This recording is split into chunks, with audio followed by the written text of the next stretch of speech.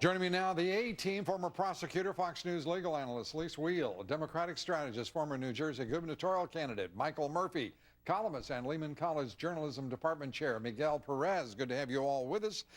Let's start with Barney Frank saying he thinks it was a mistake for the president to have pushed health care. What do you think?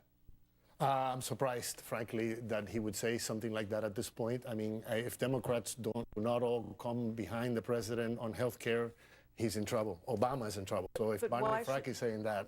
But why should Democrats or anyone run lock, stock, and barrel just because it's, politically expedient? They should speak their mind. It's because it's a good thing. Barney's always been fiercely independent, and I'm never actually completely sure what he's talking about. Well, one of the things that we know is being talked about is a government that seems to be out of control. The GSA scandal. We've got Solyndra, the Energy Department mess. Now we have the United States military and Secret Service agents in Colombia involved in a prostitution scandal. What is going on with this administration that this is all unfolding now? And the irony, Lou, is that the reports you're reading is that it all arose over quibbling over the bill. I don't know that the Secret Service thought they were going to be able to use coupons. Now, this is, I don't think you can hold the president accountable. Clearly, he wants to be protected by the officers who are charged and sworn to do so. The Secret Service is, with the exception of this blemish and maybe one or two others, is a great agency. Could I blame then and hold accountable the Treasury Secretary, the Homeland Security Secretary, the Chairman of the Joint Chiefs of Staff, Leon Panetta, the Secretary of Defense, his cabinet? I mean, who should be held accountable for this kind of conduct? Harry Truman said the buck stops here. The president, if these allegations are proved true and it's unfolding as though it may well be true, it's a shameful situation. And Mark Sullivan, the director, really has an obligation to take swift action after an investigation. The president said he would be angry. Angry? Really? I mean, that's all? I mean, this is such a high-level scandal, not just here, but how we look. I mean, in Colombia, it's embarrassing beyond belief and frightening for the president. I'll tell you why I would be angry if I was Obama, because of all the issues that he treated there and he dealt with there were totally thrown to the side because of this scandal. And so it was very, very harmful to the president to have a scandal in his hands at a time when he wanted to talk about all of these other issues. I mean, his whole presence in Latin America was very significant because, he's been criticized for neglecting Latin America for all this time. So he goes there and the attention is diverted completely. You've got to be else. excited about the fact that he has promised to try to pass comprehensive immigration reform in the first year of his second term. Familiar, right? For a second time. The previous, of course, was his first term.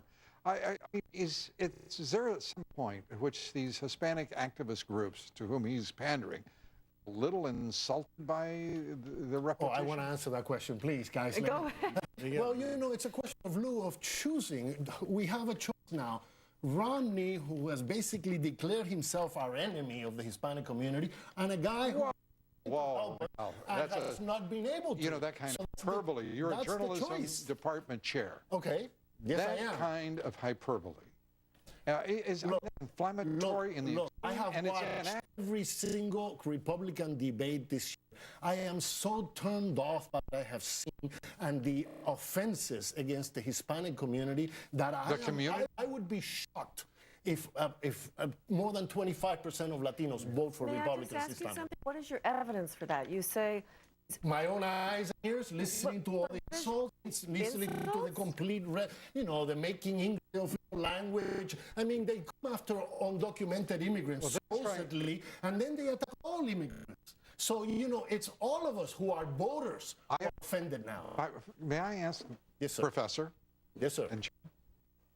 Name one instance in which Governor Mitt Romney has said a single word of an immigrant. I think his discussion focuses in its entirety on illegal immigrants. Is the model. May I?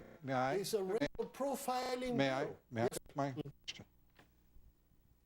Has he once mentioned immigrant? Has not every comment he's made you're talking about been in reference to illegal immigrants? No. When he talks about Arizona the model for the country. And the Arizona law discriminating against me just because I look a certain way. If I go to Arizona, I could be arrested just because of my accent, then he's discriminating against me. Let me ask also, if I may, federal appellate upholding voter photo ID in Arizona, mentioning Arizona. Your reaction? I think the federal court in Arizona will probably take up on an appeal. There are a lot of people heavily invested in this. We should be encouraging more participation, not finding ways to keep the voting booth and We just have to make sure that that's really what's happening. I mean, if Arizona is delivering this free, the photo identification for free,